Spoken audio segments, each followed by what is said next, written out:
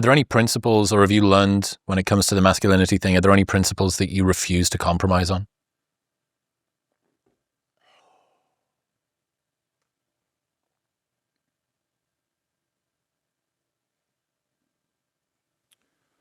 Well, let's have fun trying to define masculinity here. I think we've, rightfully so, come out of the chasm that macho is masculinity. I think through certain perceived and not perceived and realistic overcompensations of, say, a Me Too movement, that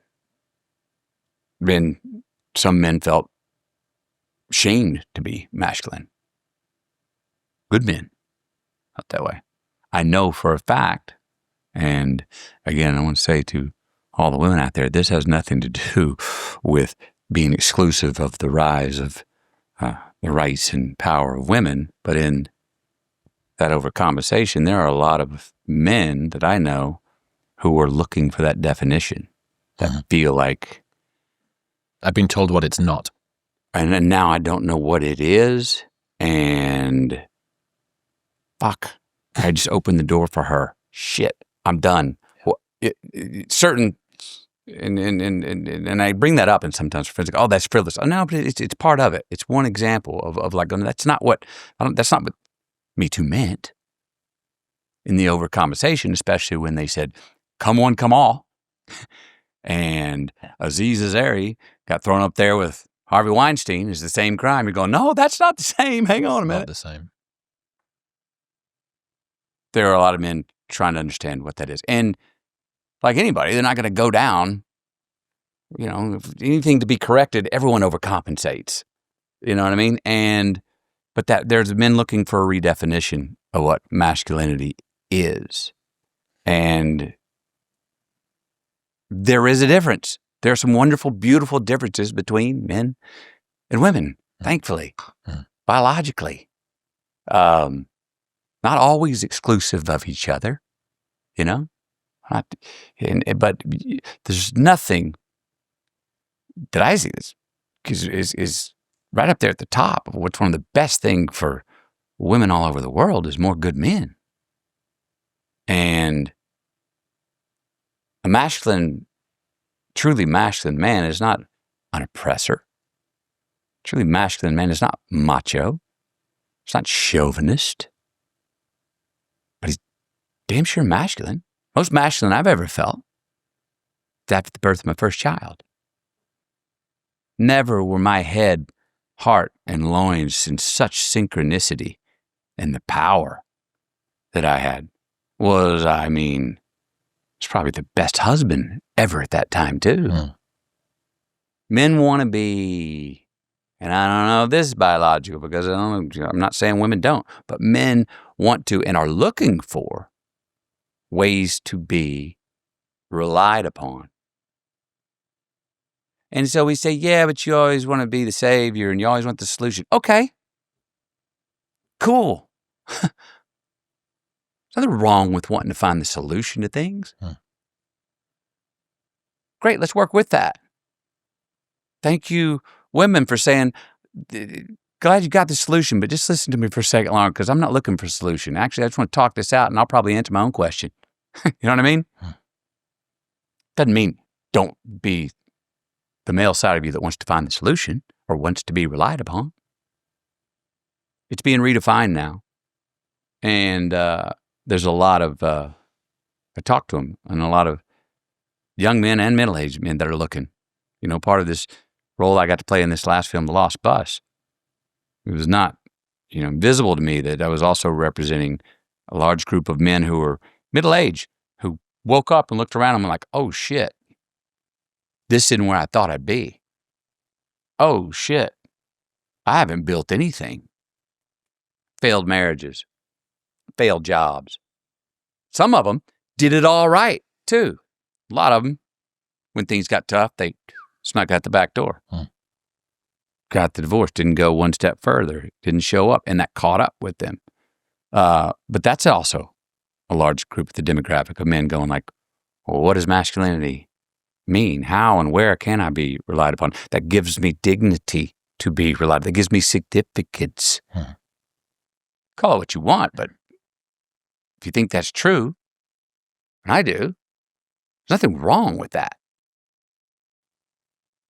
So, what is masculinity? And I'm not going to, let's get past what are some of your definitions of or understandings of what masculinity is? If we were going to say, men, here's something that you should expect of yourself and pursue as a biological male. It seems like a lot of the definitions converge on similar sorts of traits. Emotional composure tends to be one of them. Competence tends to be another. The ability to be decisive is another of those. Yeah. So we're starting to build this sort of suite of traits that it is. But as soon as you start to try and alter the edge cases, you're going to have somebody who's got emotional control, that even slightly at its extreme is a denial of emotions and no vulnerability. Right.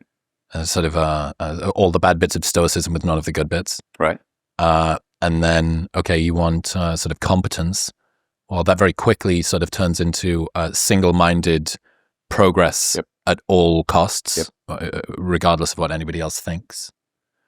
And decisiveness turns into being domineering and certain. Yes, yeah. I don't need to listen. I don't need to listen to you.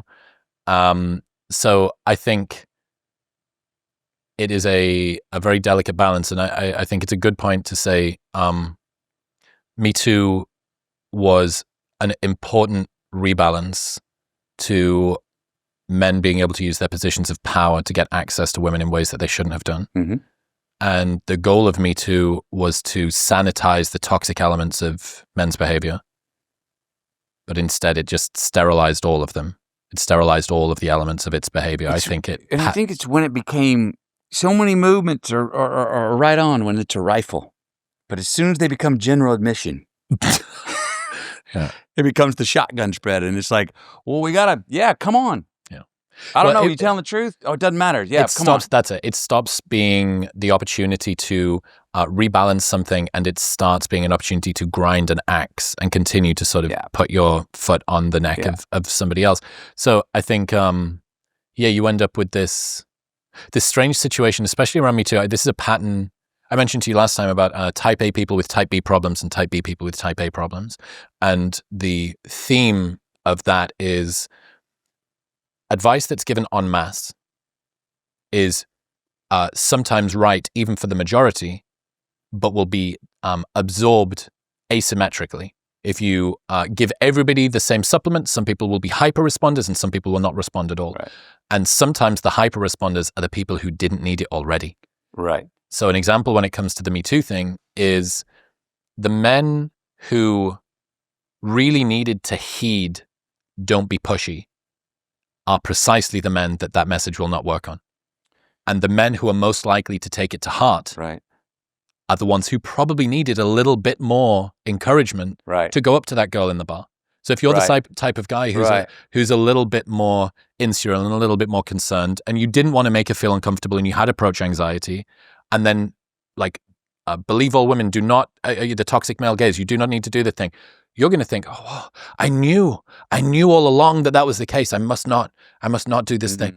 Whereas if you're the sort of guy who was already being way too pushy, unfortunately, this advice is there are hyper responders and those that aren't. And unfortunately, a lot of the time, the people that are most likely to respond to bits of advice. And this is the same thing when it comes to men should be vulnerable.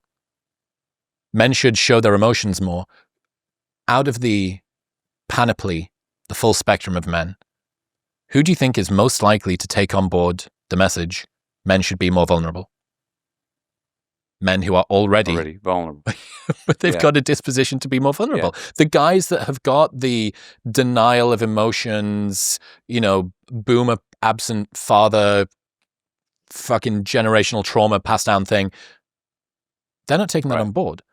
And it's just, I think it's a fascinating challenge that we face when you say the people who most need to hear a message are often the ones that are least likely to hear it. And when you scattergun it across everyone, you can actually not reduce down the bad incidents you're trying to get rid of, and further reduce down the good that you were hoping to hold on to. It's a solvent that works in reverse, and it strips away the stuff that you were trying to keep, and doesn't get rid of the bad stuff you wanted to evacuate. So what can we all learn?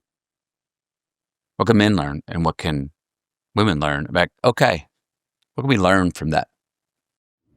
Before we continue, you are probably not eating enough fruit and vegetables, and you know it, and this is going to help. Good news, AG1 just released their next-gen formula. It's a more advanced, clinically backed version of the product that I've been drinking every day for years, delivering more than 75 ingredients, including your multivitamin, pre- and probiotics, superfoods, greens, and more. And for the first time ever, they've now added flavors. Tropical, citrus, and berry, available in the US and Canada. So you still get the same one-scoop ritual, but now with an even more thoughtful formulation, flavors, and 4 clinical trials behind it, designed with absorption and maximum efficacy in mind. AG1's been evolving since 2010, continuously improving along with the latest research, and AG1 Next Gen is the result. It's clinically shown to help fill common nutrient gaps and support gut health, even in people who already eat well. In one study, it boosted healthy bacteria in the gut by 10 times. And if you're still not sure, they've got a 90-day money-back guarantee. So you can buy it and try it every single day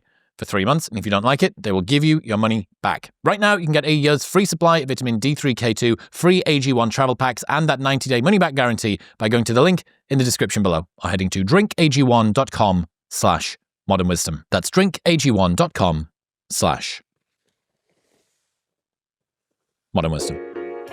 Thank you very much for tuning in. That is a clip from episode 1000 on the show with Mr. McConaughey, and the full meal is available right here. Go on, give it a watch.